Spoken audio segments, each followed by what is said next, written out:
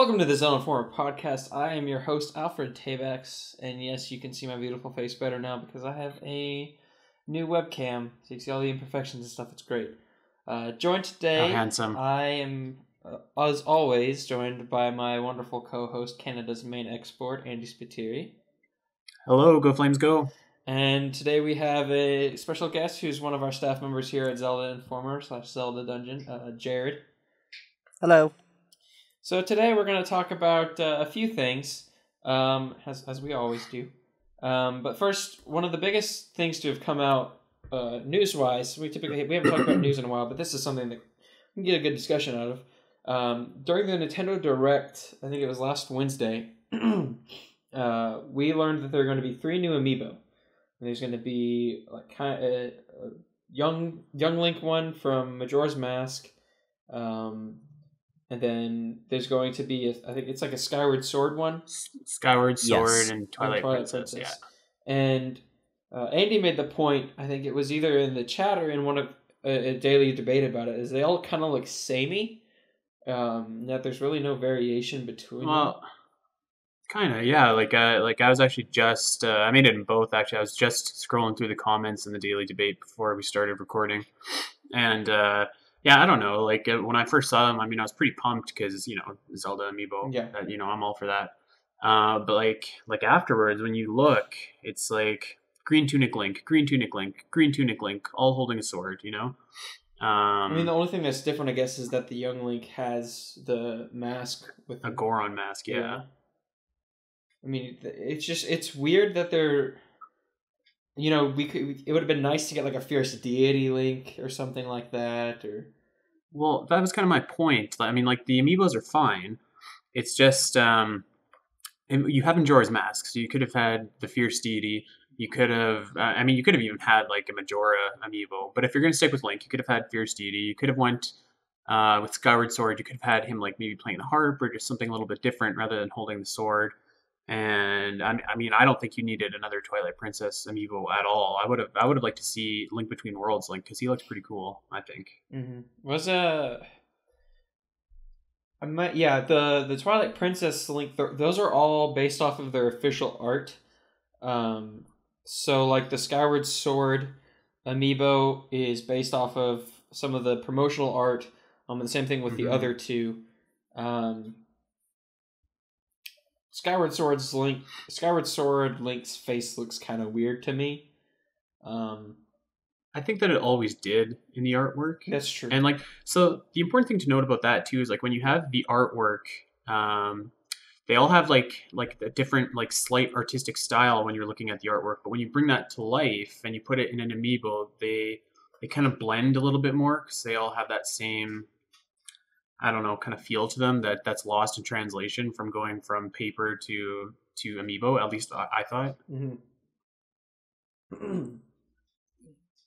Personally, I would have been a bit more fan if they switched up some of the costumes at the very least for the Twilight Princess Link and the Skyward Sword Link.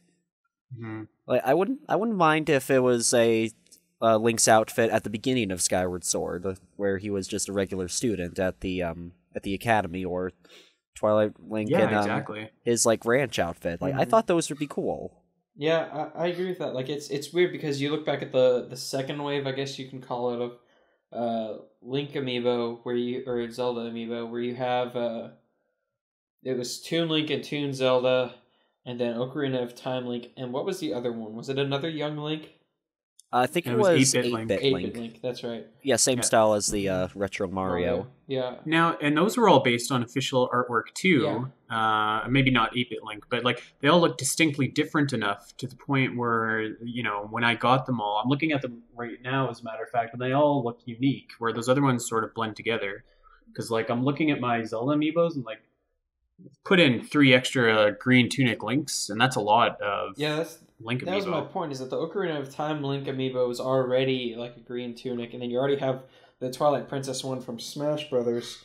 And you have a Toon Link from Smash too. Yeah, and so you have you already have these the samey looking amiibo. It's just weird that they would go ahead. I mean, not saying that it's a laziness on their part, because obviously they had to go into 3D modeling them and rendering them in a way that they can make them into figurines. But it's just weird to me that they would choose less variety, especially since we have the last round of Smash Amiibo coming out with Corrin, Bayonetta, and Cloud, and each of them have an alternate costume, which is interesting because they've put in extra work to make those. And this is again, I guess they're just going with what looks like their official artwork, from what I can tell, for all of them. It was too bad because like the Zelda amiibo, correct me if I'm wrong, but that was announced directly before the Smash amiibo, and like the Smash amiibo just looks so cool. It has the alternate costumes for everything. Like you get your choice, and then you just kind of have like green on green on green over here.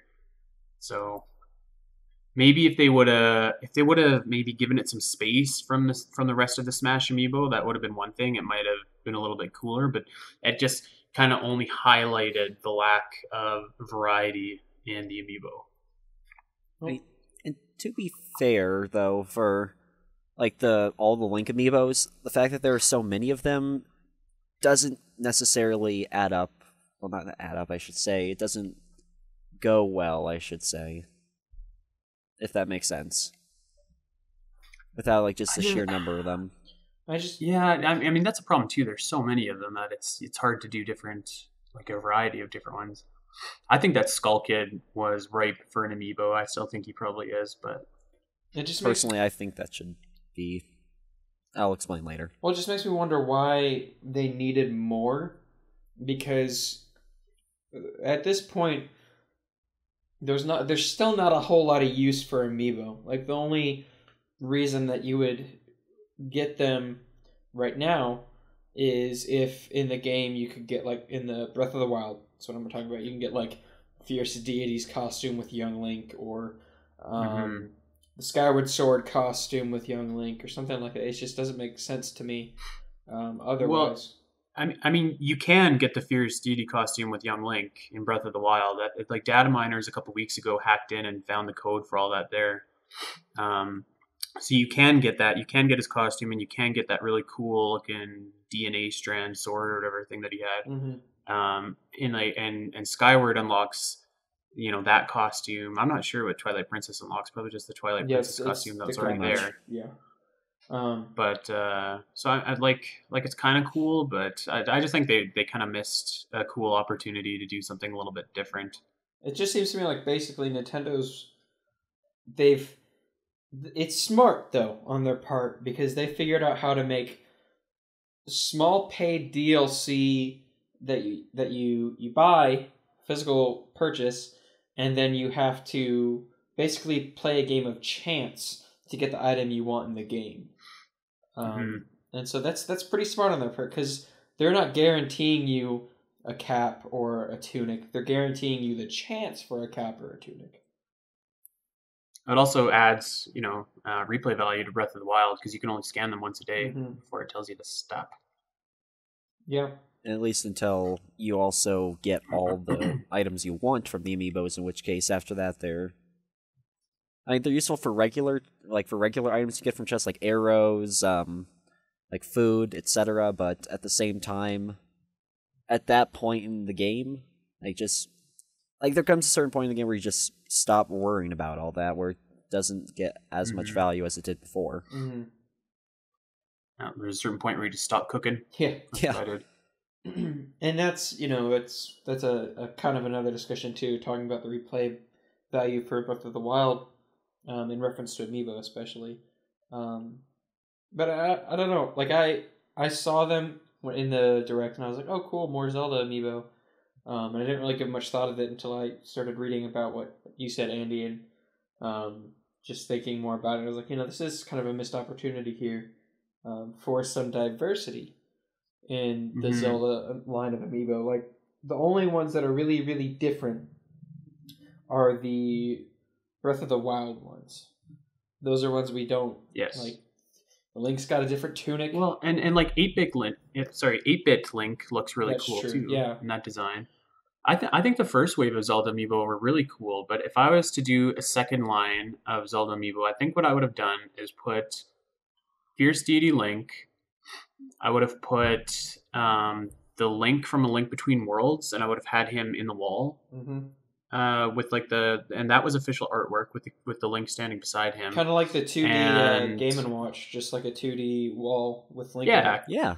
or something like that. And like I probably would have done Skyward Sword, but I maybe would have just given him a harp or something, or just just something a little bit different. Because I mean, every one of them is just Link holding a sword like this, and then Link holding a sword like this, and then Link holding his mask like this. So Yeah. Or even, I don't know if you'd actually need the Fierce Deity Link, because, like, when you think about it, wouldn't the Skull Kid amiibo work just fine for Majora's Mask related gear?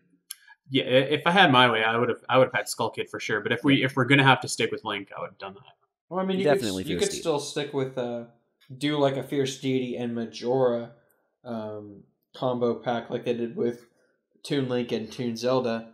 That would be cool. They could have just stuck with that, and that way in the game in Breath of the Wild you could get like Majora's Mask, or you could get something that's related to Majora, and then using the Fierce Deity you get Fierce Deity related items. It's just weird that they chose to do it this way, but it is Nintendo, and they don't have like the most like They know that they're gonna sell, Yeah. right? Like their practices don't make sense to us, but to them they're like, we're just gonna make money. One thing that someone did say, which I'll agree with, is like as cool as it would be to see like a Groose amiibo or something like that, it's not going to sell as well as Skyward Sword Link probably will. So I'm sure that's why they didn't do it.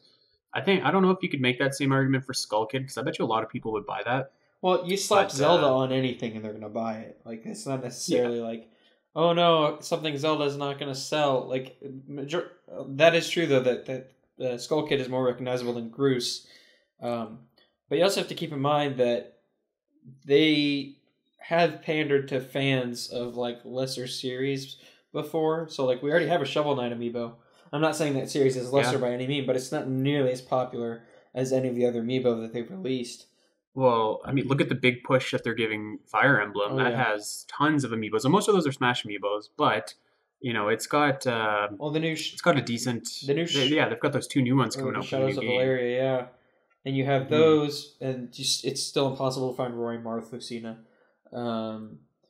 but you have like all these other amiibo, and then you have like the Chibi Robo amiibo.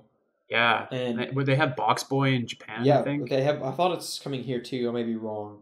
Don't hold me to that one. But like they're not afraid to like branch out. And granted, those are being made by third party companies, but they're licensed through Nintendo.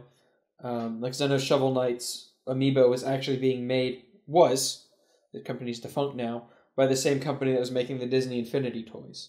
Oh, really? I don't know that. Yeah, that's cool. So It's actually they could produce them faster, whereas all of Nintendo's amiibo are handmade, and so the production's longer. They're harder to get your hands on. They're more expensive, and so it's not that they would have a problem selling that. I just think that they are weighing the costs, and they're like, well, do we want Link or do we want Fierce Deity? And then they're like, well, Link is more recognizable. He's going to sell better. So let's put him out. And so that's what we end up getting because of their idea of where the market's going to go. Not saying that that's good. I'm just saying that that's probably what their thought process was. And like, I mean, that's fine. They're a business. They have to make a buck at the end of the day. For fans, it's it's disappointing, at least to some of us. But like, I mean, I'm not like chapped at the amiibos. I'm just like disappointed that they maybe didn't spruce it up a little bit or think a little bit more outside the box. I mean, I'll be honest, I'll probably still buy them all, but it would have been cooler to just have some variety, because when I buy amiibos, I buy them to collect them rather than to use them. So, unless if my shelf is full of what looks to be the same amiibo, it doesn't pop like visually the same way that all the variation might. Mm-hmm. That's a good point. Oh well, I mean, there's always still time for more amiibo. So. Oh yeah, I don't think they're going to stop anytime soon. We might hear some more about them at E3 too.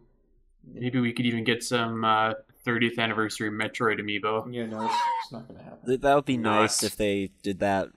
If they released the 30th anniversary Metroid amiibo, they'd almost have to release like a Metroid game or at least announce one. Metroid Prime Federation Forces 2. Yeah, no kidding. That's a safe word. God. So, we're pretty much all in agreement on that one. We don't like the amiibo in terms of what they're doing with them, but we'll probably still end up getting them anyways. That's the typical Nintendo fan response. They're decent. They just could have been better. Yeah. Yeah, I wouldn't say I don't like them. They're okay. So on the website, we posted a daily debate about 2 days ago, maybe, about the dungeons in Breath of the Wild and whether or not they hold up to other dungeons. And I think we briefly talked about this at some point. Might have been in the Script Doctoring podcast, but we talked mostly about Ganon there. And so I kind of just want to, like, looking back retrospectively now that we've, assuming, Jared, how far are you in Breath of the Wild? I'm collecting Korok seeds. So you by that I mean I haven't touched the game in 3 weeks because I'm not collecting the rest of the 400 Korok seeds. Have you beat the game? I feel you. Yes. Okay, good. So let's talk about the dungeons then. Like, looking back on them, the dungeons and the bosses for the dungeons. Did we think that they compared to other Zelda games? Were they, let's just talk about it. I'm not gonna force hints on what I want to steer the conversation to. Jared, you go first. It's hard to say because they definitely have plenty of their own puzzles. They definitely challenge you to think and use the individual mechanics per dungeon, like whether it's like, would it be a spoiler if I reveal like just one mechanic, or I don't think so. Okay, like for the example of Va Mado, where like you have to tilt the wings so that like one wing may be higher but the other one's lower so you can glide to it, or like it's a gravity based puzzle or that kind of thing. Those concepts, I like those as replacements for the here's a dungeon item, here's a bunch of puzzles involving it, go wild. Because like they're all unique and they're all still fun to do. Yeah, and I think it's interesting because you mentioned those mechanics. That's what I really feel like. Like, I feel like they built most of this game and like features like that around the gamepad for the Wii U, and then once they were porting to the Switch, they're like, we can't put this on the gamepad anymore, because it would have made much more sense to have like that little screen at the bottom with a map where you can just tap on the gamepad. Oh, well, I want to adjust it at 90 degrees or 45 degrees instead of pausing to get to the map. That's a good call. I never even thought of that, but that totally makes sense. Yeah. Yeah, I just see a lot of the stuff in the game having to do with that. Like, they made the excuse that you're walking around and you don't want to be looking down at a map the whole time. And I'm like, that's really not a good excuse, because I really think that a lot of what was going on in the game was like, okay, well, the Sheikah Slate's supposed to emulate the Wii U gamepad, and the Wii U gamepad is the Sheikah Slate. And so you have the map in your hands, and you're the one adjusting it physically, as opposed to pausing the screen and doing it that way. I felt that would have made it more immersive, and I actually would have liked that. But they had to, as they've said, they don't want a quote-unquote definitive edition of Breath of the Wild. They wanted there to be like no core gameplay changes between the Wii U and the Switch version. Like, of course, there's frame rate differences and graphical differences in comparison to the Switch and the Wii U, but if they had something like that on the Wii U gamepad, that would have been the definitive edition of the game. Absolutely. You can definitely tell that the Sheikah Slate was modeled specifically to be used for the Wii U gamepad. But there's still some similarities between it and the Switch itself, though that could be up for debate. That's true. You just don't get that second screen kind of ease of use, I guess. And this is probably the only time I'll ever compliment the Wii U over the Switch. I think conceptually the dungeons were brilliant, but in practice, I don't know that they succeeded. They were all relatively short and they were pretty easy, which is because there was no enemies. There's like those little ghost things that floated around that they had 1 HP. So and the guardian. Well, clearly, you didn't take 2 hours on Von Naboris. So yeah, you'd run into a guardian every now and then, but there was no I don't know. I never felt challenged during them. I think that the mechanic of the dungeon where you can switch the physics of the dungeon or whatever was a really good idea. But again, I don't know in practice if it was executed as well. I don't know. I kind of suggested the other day and I got a lot of flack for it that they might have went a little bit lighter on these dungeons, knowing that there was 120 shrines that people could sink their teeth into. And like I still stand by that a little bit. I think that the dungeons were good. They weren't great. They're not going to stack up to the best in the series. I don't think that only having 4 dungeons was necessarily a bad thing in this game because there can be too much of a good thing with dungeons. But I don't know. I think that like the mechanic of just finding the Sheikah stones and activating them was neat, but I personally missed a little bit more of that progression and puzzle solving with the dungeons. Yeah, and the dungeons themselves were anti-linear, and being in the fact that you didn't have to do A to get to B, like you didn't have to activate one Sheikah stone to get to the other one. You could do them all out of order. And so I feel like that's what they were really going for, because the whole game is about doing it your way and figuring out how you're going to get from point A to point X. And so the dungeons were very open themselves, literally, like they weren't closed off, like you could walk outside of them. And there was always, like, I'm pretty sure some of the ways I solved a few of them, or like 1 or 2 of them weren't how you were supposed to do not it. the ways I was supposed to do. Like I could almost guarantee that. And I applaud them for that, because that reflects the game well. It wouldn't have felt right if we entered the dungeon and all of a sudden we had a linear path progression. But to me, I agree with you, Andy. I don't think that they stack up against other dungeons, and just in difficulty and in length, I guess. And I understand that they didn't want to pad out the game by having really long dungeons, because they had all 120 shrines, and the open world itself was pretty much its own dungeon. But agreed. They felt lacking to me. Like I didn't feel accomplished after beating them. I was like, this to me it felt like I was playing Oceanhorn. And if you've played that game, it's basically a top down. It's like A Link to the Past or Phantom Hourglass or something. It's a Zelda inspired game. But the dungeons are, they're difficult and you can get stuck every so often. But they're pretty easy and they're short. It's not supposed to be a long game, and that's what the dungeons felt like to me. They were short and they were easy, and they were more of a how do I say this? Not like an obligation, but kind of like that, where this is something you have to do, or you don't have to do it.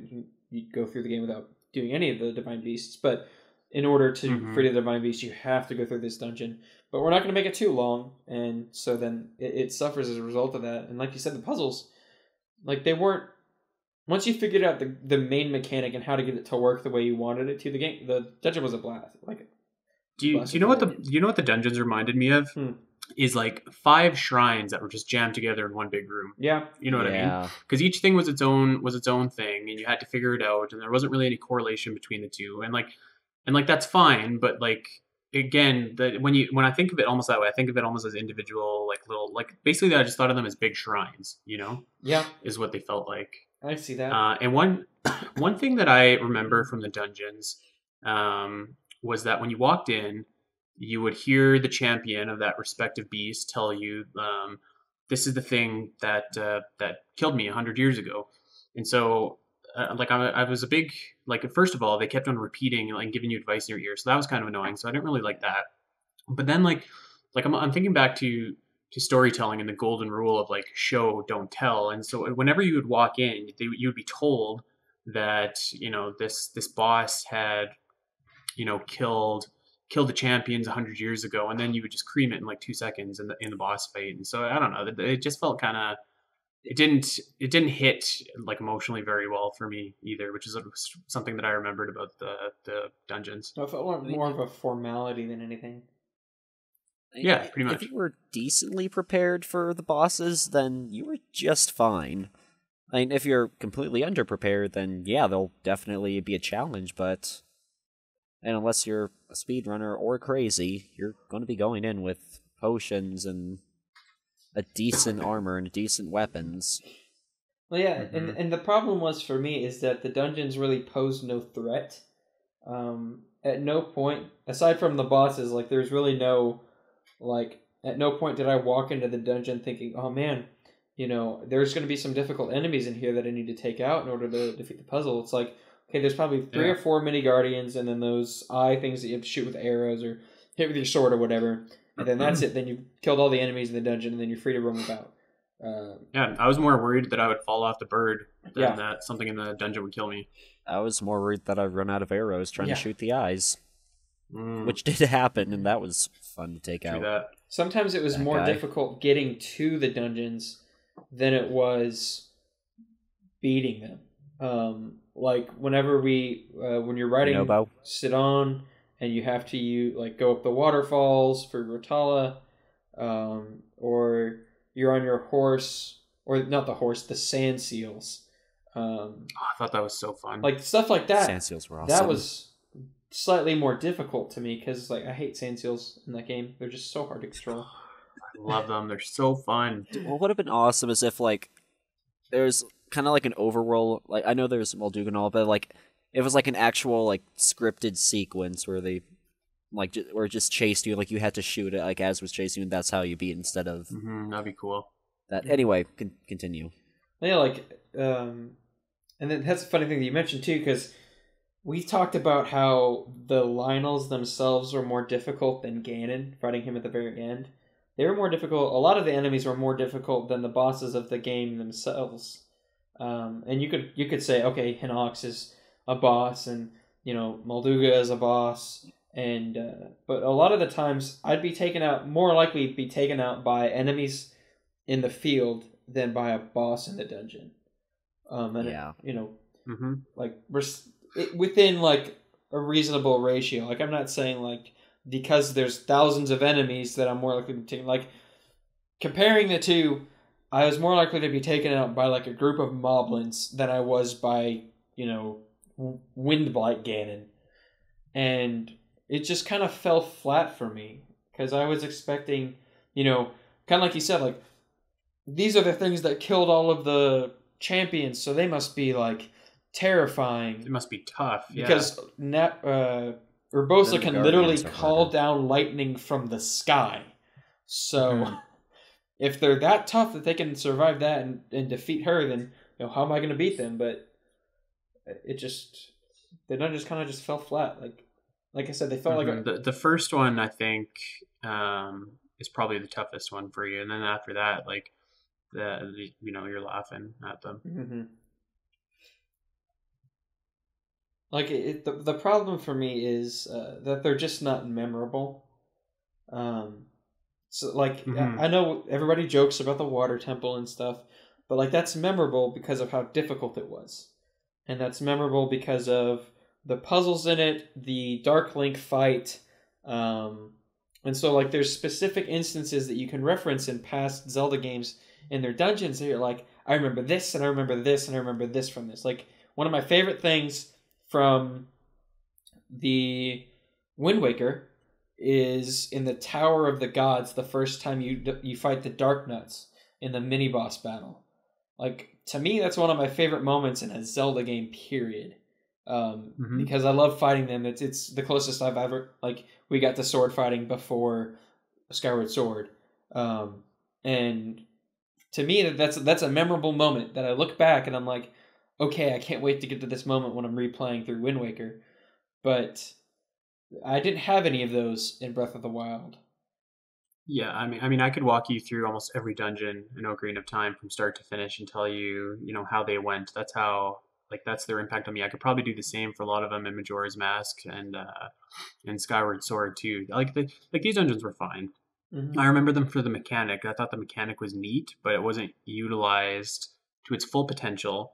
And at the end of the day, I remember the shrine in Breath of the Wild, the gyroscopic one where you had to get the ball through the maze, and then like I just flipped it and got that's what I remember from Breath of the Wild versus the dungeons that they had. Like I remember some of the shrines more so than this. Mm-hmm.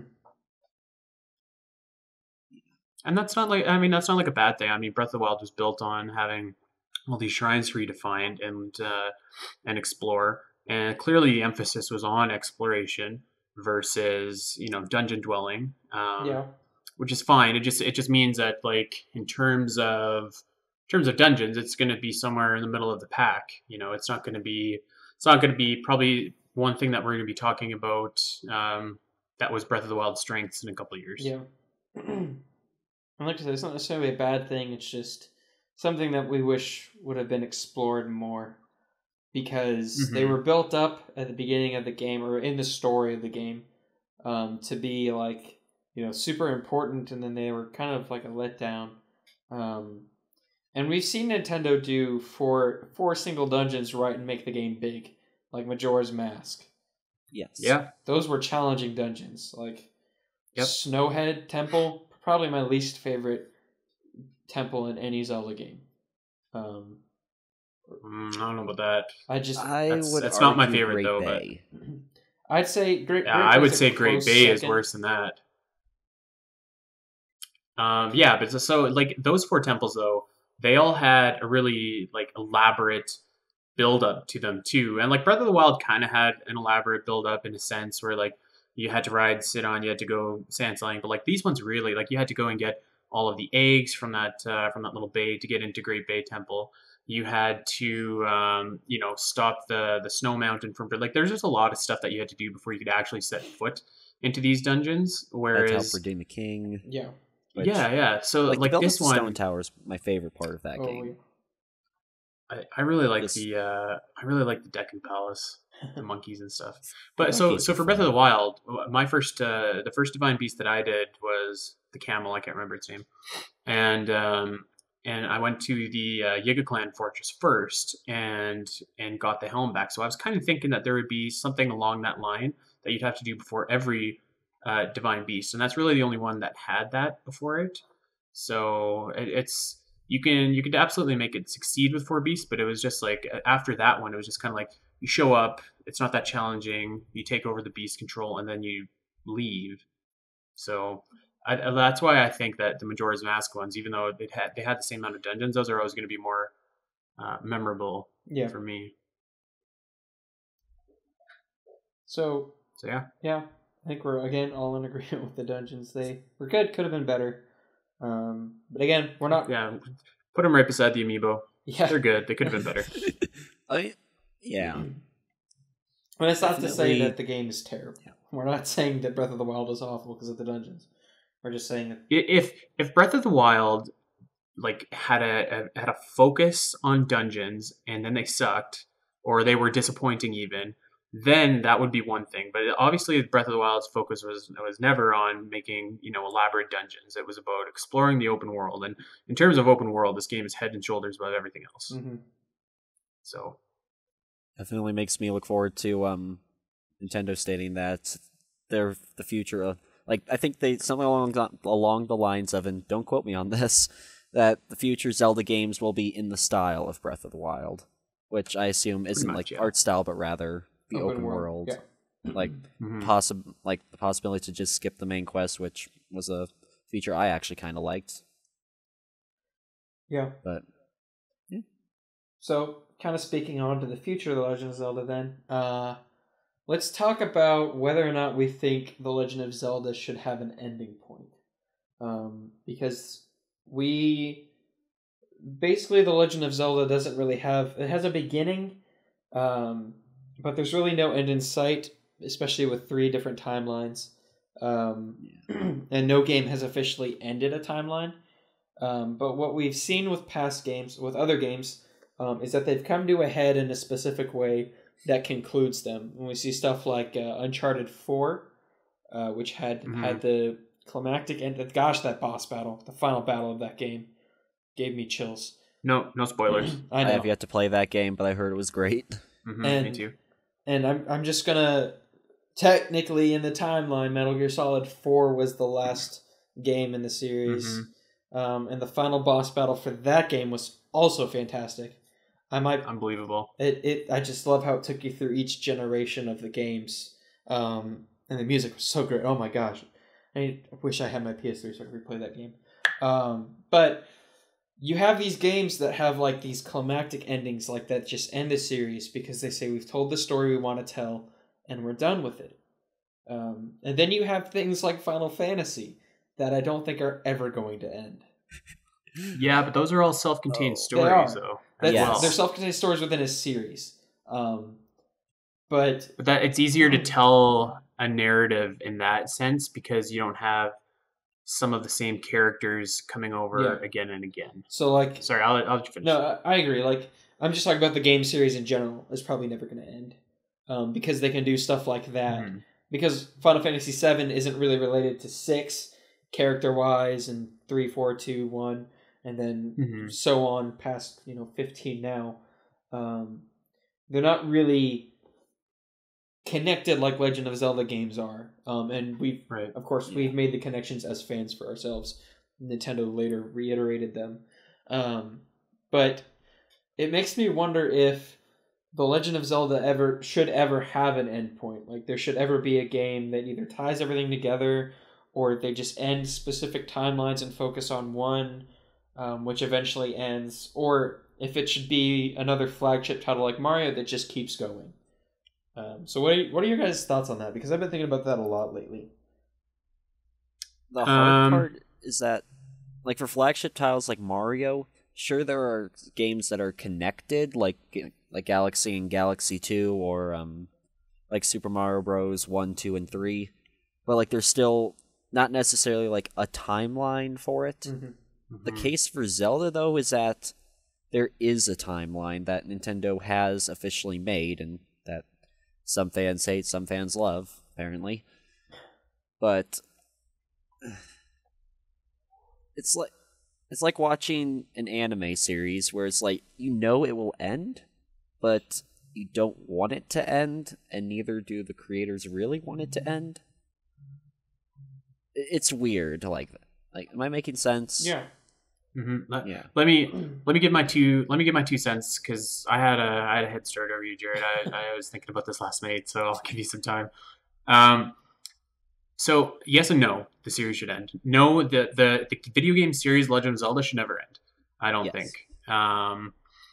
There are certain aspects of the story that should never end. I don't think that the Triforce should ever go away. The story of the Triforce being passed down from Link and Zelda should ever go away. Demise's curse, I don't think, should ever go away. And with those fundamental things intact, I flip my answer over to yes, it should end. There should be, I would make the case that you retire Ganon and Ganondorf, like, immediately from the series. I think they should have done it in Breath of the Wild, because every time that he comes back and you defeat him, he keeps every time that he comes back, it takes away from the impact of the ending of Wind Waker, the ending of Twilight Princess. Yes. And if he keeps coming back and coming back and coming back, it takes away from the fact that you've just saved Hyrule yet again. So you need to give that character some closure. And I know that some people out there are going to say, like, well, Bowser keeps coming back and King K. Rool keeps coming back, but those are characters that are. Yeah, I mean, those are comical characters, right? That don't need like tons of credibility to be effective villains. Like those series are much more gameplay based. So I just feel like if you, like every time that you keep bringing Ganon or Ganondorf back, it takes away from what you've done before.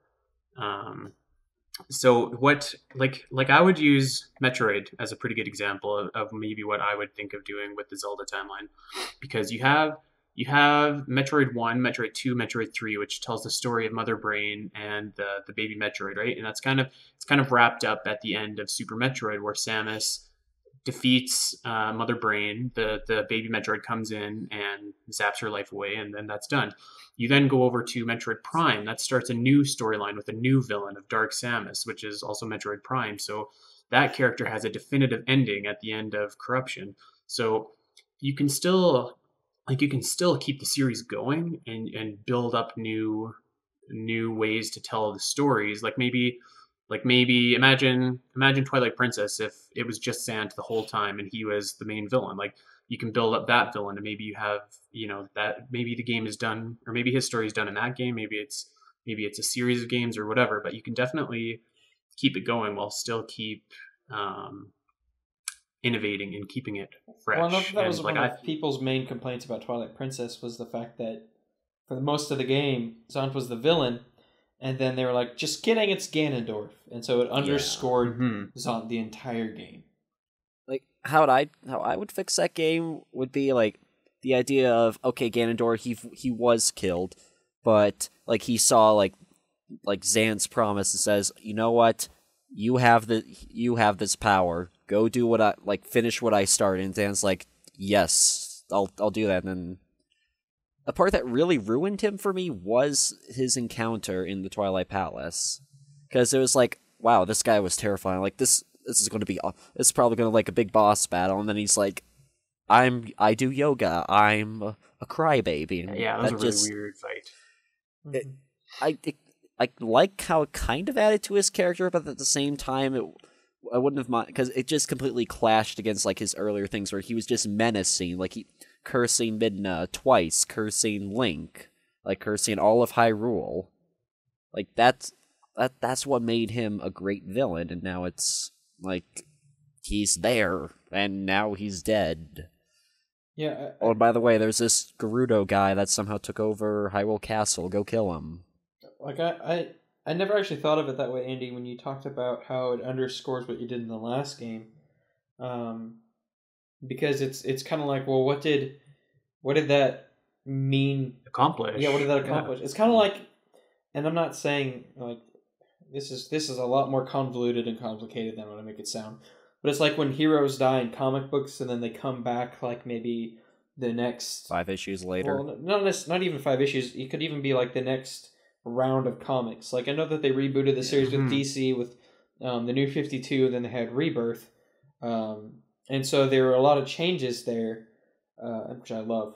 Rebirth is great, but it underscores the death of that character when they come back.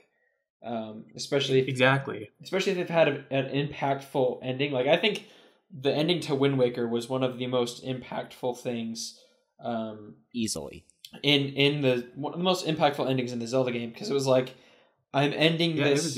I'm ending this, and now Hyrule is dead. And then that was the end of the Master Sword.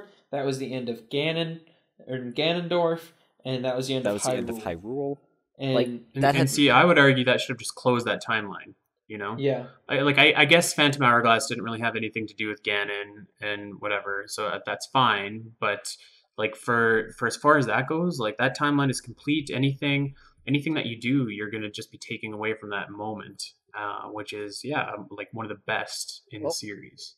Another thing is that like we know that there are a lot of unique villains in the Zelda franchise. We have Vaati, we have Bellum from Phantom Hourglass, we got the demons, we got all these other villains, and then it's like there's Demise at the beginning as like king of the demons. It's like, okay, but like how do you explain like all these other like kind of godly entities, like the Ocean King, or I don't know, I'm going with the adult time. That's the only one I can think of right now. The Ocean King or the Lokombo, or all these. It's like, where did they come from? How did these other entities rise to power? How did all this happen?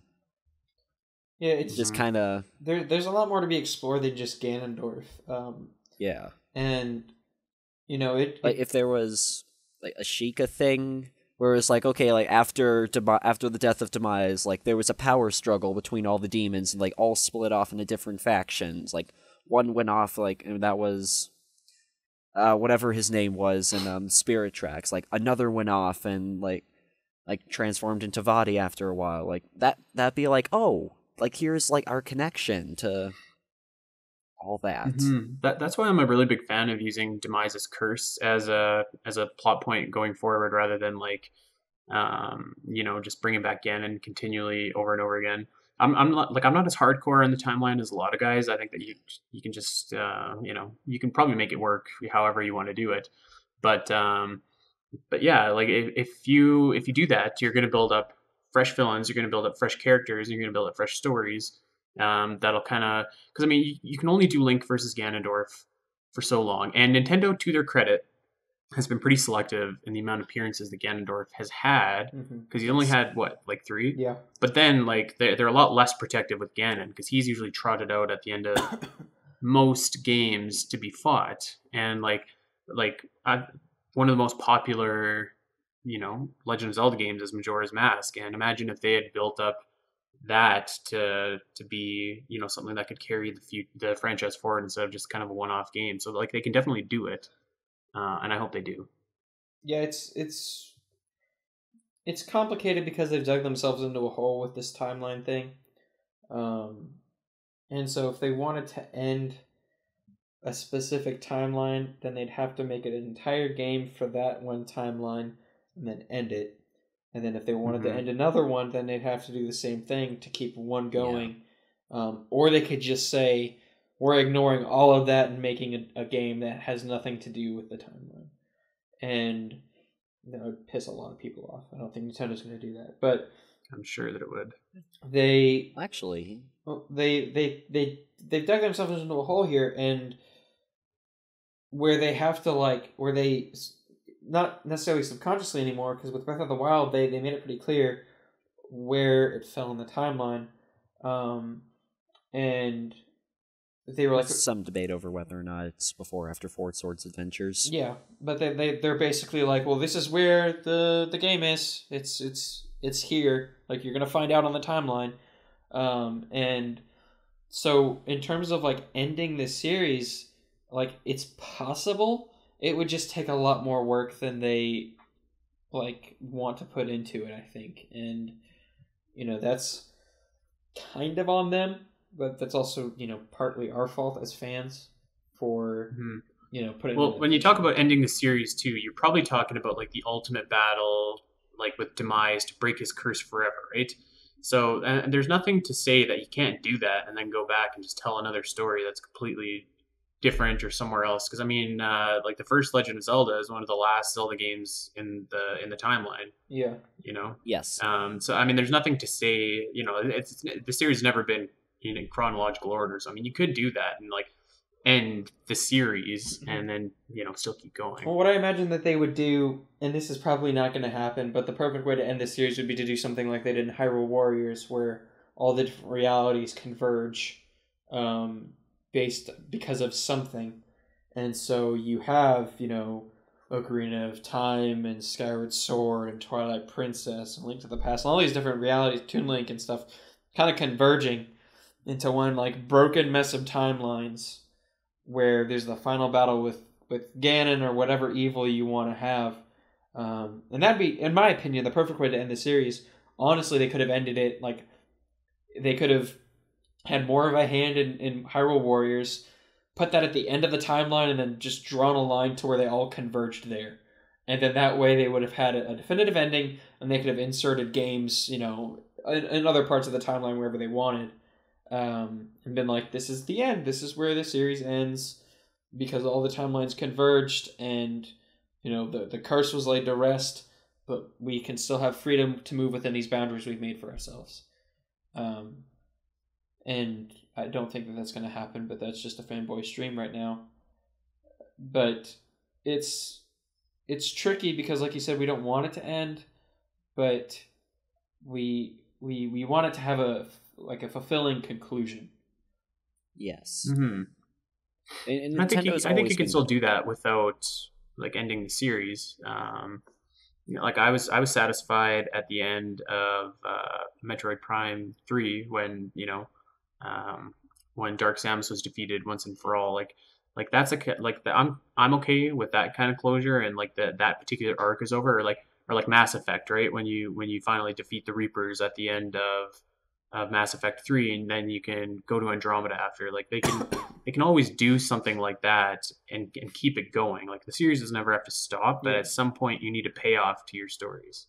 Yeah, because right now they're just kind of recycling the same, somehow the villain always gets resurrected, and whatever he did in the last game doesn't really matter because he's going to come back and he's going to. Well, and not even a villain, like Ganon in particular. Ganon. So that's why I think like I would have retired him in Breath of the Wild, and if you're not going to do it then, I would do it in the next game. Yeah. What I would do is I would bring Ganondorf back, but he's not the reincarnation of previous Ganondorfs, if that makes sense. Or rather, like, yes, there is a Ganondorf, but he's not the villain. He's just the leader of the Gerudo. Sure, he might carry some characteristics of his previous incarnations, but he's not like, dude, I'm not the villain. I'm here to help you defeat whatever this guy is. Like, that would be cool, in my opinion. And granted, this is Nintendo's first foray into a real story-driven Legend of Zelda game, like where there's an actual Skyward Sword. Yeah, well, debatable. Skyward Sword had the best story of any Zelda game. I'm going to throw that I'll out agree there. that it was story-based. It was heavily story-based, so I'll retract this statement. But Breath of the Wild was their first foray into a big cinematic story. We'll put it that way. Yes. Where you had like fully voiced characters, even though they weren't always fully voiced. And then you had like a final climactic battle, and I put that in air quotes if you've heard us talk about the final battle with Ganon before. But there's like it was new for them to explore this, and so they're balancing all of these balls while they're juggling this game. And so naturally, one area is gonna lack while another area succeeds, which is what we saw with the dungeons and the overworld. I just really liked, because they're talking, the DLC that's coming up in December or winter is that it's going to have its own original story, and we don't know what it's going to be, we don't know what it's going to look like, but the idea of them investing more in stories excites me, because honestly, I think that Metroid Prime was like severely underrated in terms of its story for the entire Nintendo, like as a whole. Especially Metroid Prime 3 had voice acting. There were characters, and I was like, wow, I think that was my first realization. I was like, wow, this is heavy. This is pretty deep in terms of like character deaths and stuff. Sorry, spoilers for that game if you never played Metroid Prime 3. I probably won't. You should. Oh yeah, it's fantastic. Get the trilogy on the Wii U. Like, it's amazing. I have a Switch, not a Wii U. Oh. I have a Wii and a GameCube emulator. Yeah. You can get it on Wii, actually. Yeah, it's just a little bit more expensive. If the Wii Shop still works. You'd have to buy it physically. At GameStop. But that's one of the examples of Nintendo like venturing out into story where it paid off. And they've obviously done that in Breath of the Wild, and it paid off immensely. You can always debate about whether or not you think that Skyward Sword's story paid off, because there are people that don't like it, there are people that do like it. Yeah, I will defend Skyward Sword to the death. I know, you and Nate will. I'm ambivalent. I'll defend Skyward Sword. Like, I definitely had shortcomings, but it was still, in my opinion, great game, great story. Yeah, it was a wonderful game. Yeah.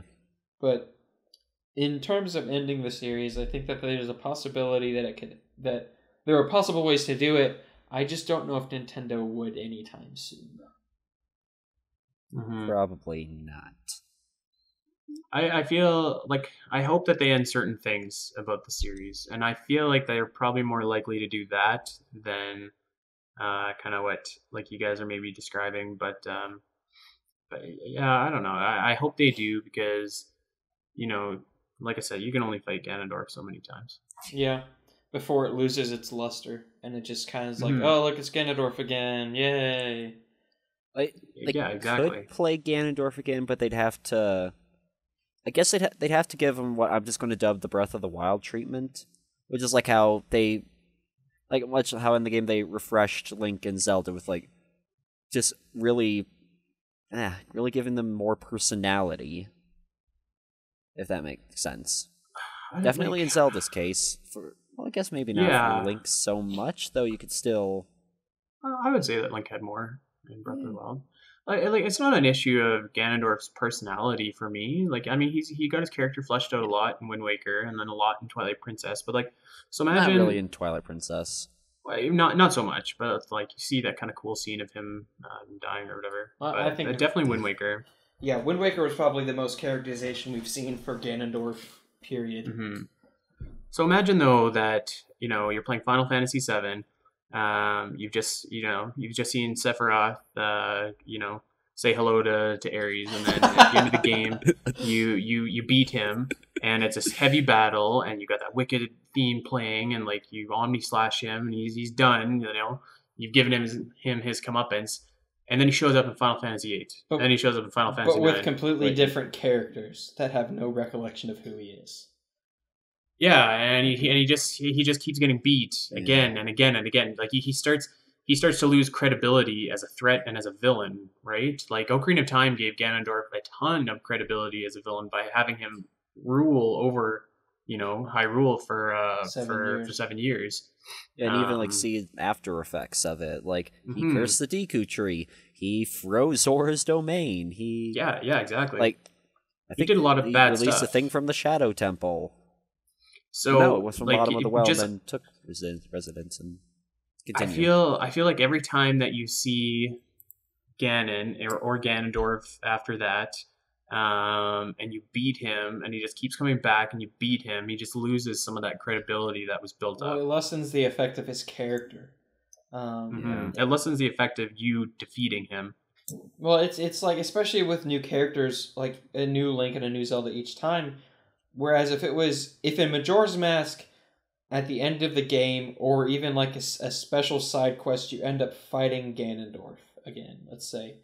And at that point, there's recollection between Link, with Link and Ganondorf. He's like, oh, I thought you were gone, or oh, I have to imprison you one last time. Like, I'm glad Ganondorf wasn't the final boss of Majora's Mask. I'm saying like a side quest or a side story. But it lessens the impact the more you see him, but it also lessens the impact that the characters really don't know who he is, and it's like you're having to learn who he is with the characters each game. They're like, who's Ganondorf? Well, Ganondorf was the king of the Gerudos a long time ago, and then they tell the whole story again. It's like, oh well, I didn't know this. And so a simple game option of, do you know the story of Ganondorf, King of Evil? And it's like, yeah. Then it's like, okay, I won't say it again though. Well, it's just every time I understand, because it's you could treat the Legend of Zelda series kind of like you could treat Cowboy Bebop, where each episode and each entry in the series is its own standalone thing that relates to the other episodes or relates to the other games in the series, but there's really no like central plot that really needs to be followed until like later on, which is what Breath of the Wild pretty much was the central plot later on. And that could be good or bad depending on it, but if they had just recycled Vicious and Cowboy Bebop over and over and over again, the main antagonist of the show, then it would have gotten tired and overused. Especially if he was defeated so easily each time. Especially like it was in Breath of the Wild. But yeah, I agree with you, Andy. That is a point I've never thought about before. That's what I think of immediately when I say like, I would love to see more villains kind of built up to have. I don't know. I always come back to this thought that I had that there would be a Breath of the Wild character appearing in the Smash Bros. Port, and for Switch, and like. Yeah, well, like I was just like, who in this game is gonna be a viable enough character to appear in there? Like nobody. And I kind of assumed there was a villain, so that always struck me as like, I was like, wow, like they haven't really built up a lot of like credible characters in a long time, like for inclusion. So, they've kind of went halfway with Jirhim and with Zant, but like not really all the way. Well, you have characters like in the handhelds with like Yuga, and all those new bosses, but for the most part, the mainline series has stuck to Ganondorf, or the mainline on consoles has stuck to Ganondorf, or an incarnation of Ganon, which would be Demise, or vice versa. I mean, Demise at least was interesting. Like it was unique. Well, I thought Demise was great. yeah, no, he's Yeah. great. I thought that's how you segue away from Ganondorf, actually, and then Breath of the Wild kind of ruined that. Yeah, but it's interesting that they always diversify the villain in the final boss of the handheld games. I mean, you could kind of like debate with Yuga a bit because he kind of like takes on the form of Ganon, but that's Though it's still in essence Yuga. yeah, it's still Yuga. I would say that's a unique final boss. Yeah, that's Yeah. it's unique, and it's just weird that they choose not to do that on consoles. But again, they're getting more story oriented with their The Legend of Zelda games, and so we're seeing more and more variations in how they tell those stories and the characters of those stories. And who knows what the next Zelda game or even the next story for the DLC is going to be about, and how they'll expand upon that, and what it's going to be about. Do we think we're seeing a trailer for the story DLC at E3? Probably not. I don't think so. I think we I'd might. say no. Probably a trailer in the fall, but probably not during E3. I don't think we It will. comes out what, Christmas? It comes out in winter, but that's why I don't Yeah. think we'll see anything about it, because we're gonna see the new dungeon or whatever it is for the first part of the DLC, and then later on we're gonna hear about the story. The And dungeon's that was part the of the same summer DLC DLC. pack. I'm pretty sure it was part of the winter DLC with the story. I think it is. Well, I think summer was hard mode and Cave of Trials. Yeah, that's right. Don't quote me on that if I'm wrong. I think you're right. That sounds right to me. Yeah, hard mode and something else. Yeah, but I think we'll see. I mean, I want Cave of Trials, you're right. And a new feature for the in-game map. Mhm. I mean, we might Probably- see it. I'm just skeptical because of how tight-lipped Nintendo has always been about this game. And Yeah, I guess I have a lot of other stuff to show too. They have Mario Odyssey there. They probably don't need to show it there. Yeah. I hope they do though. Maybe that Anyways. Pokemon game that's supposedly rumored for the Switch, but Oh, that'd be so good. just show me That- the new Fire Emblem game and Fire Emblem Warriors, and I'm a happy camper. Yeah, show me a that. Metroid sequel. yeah, man, Metroid. God. Fans have been asking for it for so long. Give it to us. I love Metroid, and they just they missed so many boats on this series to turn it into a big Zelda-like series, and Well, Yeah. wouldn't exactly before put it like before I get Zelda-like. going. But yeah, Well, Zelda-like in the success of Zelda. I mean, Okay, I guess. fair enough. I think that's about it for today. We've hit all the topics that we were gonna hit. Well, actually, so if I just get something off my mind real quick, just related Go to for it. building off like a new villain, like what I wouldn't mind for say like a story element in any future Zelda game would be that, like much like how in the Link Between Worlds, how you meet Yuga early and you're easily defeated. What I wouldn't mind is if like we had a Breath of the Wild style game, but like one of your first missions, like you're still a royal guard for Zelda, like this one she's actually alive there instead of, you know, Sealed being away trapped somewhere. and sealed in Ganon for 100 years, but rather it's like, hey, this guy's attacking the castle, like, go and get it. Like, you can go through most of the regular enemies, but then when you get to him, like, it's scripted so that you cannot beat him, like, and he does, like, overwhelmingly overpower you. Like, not where it's like, oh, it's always like, oh, he's meant to beat me, but it's like, it appears as though you could beat him if you really tried, but he's still, like, basically turned into, like some super hard Dark Souls boss or something like that. One of my favorite games of all time, Skies of Arcadia, has 2 instances where you fight the boss and it's an unwinnable battle. Like, Kind of like life. Yeah, because, like, pretty much. an unwinnable battle in a Zelda game would be odd, definitely. I can definitely see some people probably hating it, but at the same time, it would definitely build on the story aspect as well as give the villain credibility. For one, like, he beats you without, like, breaking a sweat, and two, like, maybe even taking over, like, Hyrule again, which we haven't seen that before, have we? Yeah, I'd be fine with that. Yeah, that's all I got to say. All right. Cool. So thanks for joining us this week, Jared. Thank you for having me. No problem. So I think that's it for this week. We will see you guys same time next week, hopefully.